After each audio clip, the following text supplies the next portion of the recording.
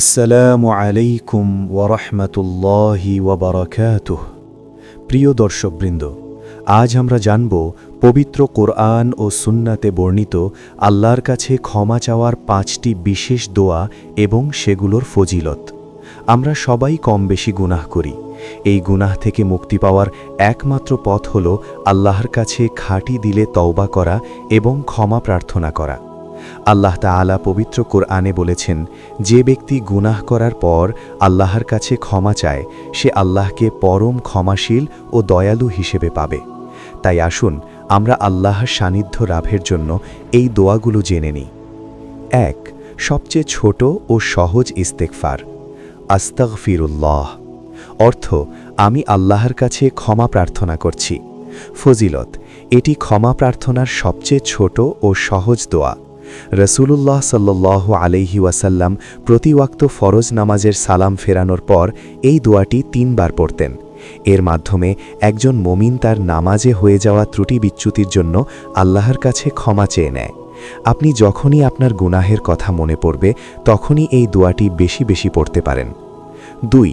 প্রতিদিন 100 বার পঠিত দোয়া, আস্তাগফিরুল্লাহ ওয়া আতুবু ইলাইহি।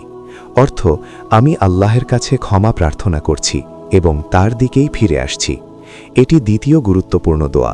রাসূলুল্লাহ সাল্লাল্লাহু আলাইহি ওয়াসাল্লাম প্রতিদিন 100 বার এই দোয়াটি পড়তেন। এই দোয়ার মাধ্যমে শুধু ক্ষমা চাওয়া হয় না, বরং আল্লাহর দিকে ফিরে আসার দৃঢ় সংকল্পও প্রকাশ পায়।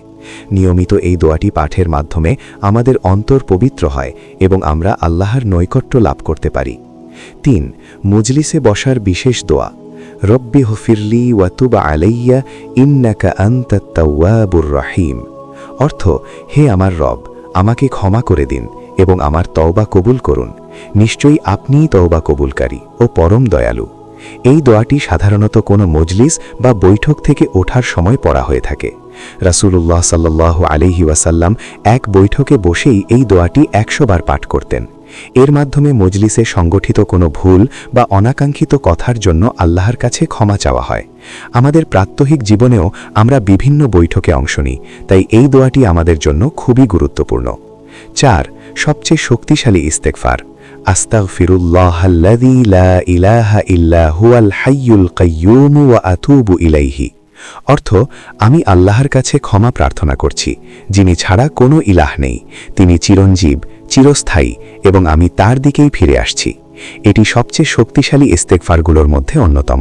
হাদিসে আছে, কেউ যদি এই দোয়াটি পড়ে তবে আল্লাহ তাকে ক্ষমা করে দেন, যদিও সে যুদ্ধক্ষেত্র থেকে পালায়ন করার মতো বড় গুনাহ করে থাকে। এটি গভীর অনুশোচনা ও আল্লাহর একত্ববাদের প্রতি ঈমানকে প্রকাশ করে। সকাল সন্ধ্যায় বা দিনে যে কোনো সময় এই দোয়াটি পাঠ করে আমরা আমাদের বড় গুনাহগুলো থেকে মুক্তি চাইতে পারি। 5.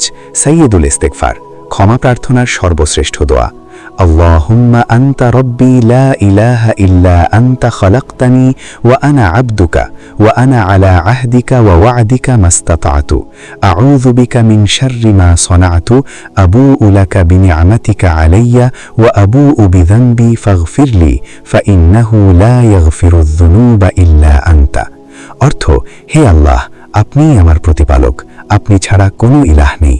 আপনিই আমাকে সৃষ্টি করেছেন এবং আমি আপনার গোলাম। আমি আপনার অঙ্গীকার ও প্রতিশ্রুতির ওপর সাধ্যমতো কায়েম আছি। আমার কৃতকর্মের অনিষ্ট থেকে আপনার আশ্রয় চাইছি। আমার ওপর আপনার যে নিয়ামত আছে তার স্বীকারোক্তি দিচ্ছি এবং আমার গুনাহের স্বীকারোক্তি দিচ্ছি। সুতরাং আমাকে ক্ষমা করে দিন, কেননা আপনি ছাড়া গুনাহ ক্ষমা করার আর কেউ নেই।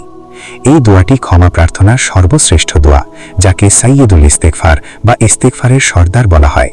রাসূলুল্লাহ সাল্লাল্লাহু আলাইহি ওয়াসাল্লাম বলেছেন, যে ব্যক্তি সকালে বিশ্বাসের সাথে এই দোয়াটি পড়বে আর সন্ধ্যার আগে মারা যাবে সে জান্নাতি হবে। একইভাবে কেউ সন্ধ্যায় পড়ে সকালে মারা গেলে সেও জান্নাতে প্রবেশ করবে। এর ফজিলত অপরিসীম, তাই প্রতিদিন সকালে ও সন্ধ্যায় এই দোয়াটি পাঠ করা আমাদের জন্য খুবই গুরুত্বপূর্ণ। প্রিয় দর্শকবৃন্দ, আমরা সবাই গুনাহগার, কিন্তু আল্লাহ তাআলা আমাদের জন্য ক্ষমার দরজা সবসময় খোলা রেখেছেন। এই দোয়াগুলো নিয়মিত পাঠের মাধ্যমে আমরা আমাদের রবের কাছে ক্ষমা চাইতে পারি এবং তার নৈকট্য লাভ করতে পারি। আসুন আমরা সকলে এই দোয়াগুলো মুখস্থ করি এবং আমাদের দৈনন্দিন জীবনে এগুলোকে আমল করার চেষ্টা করি।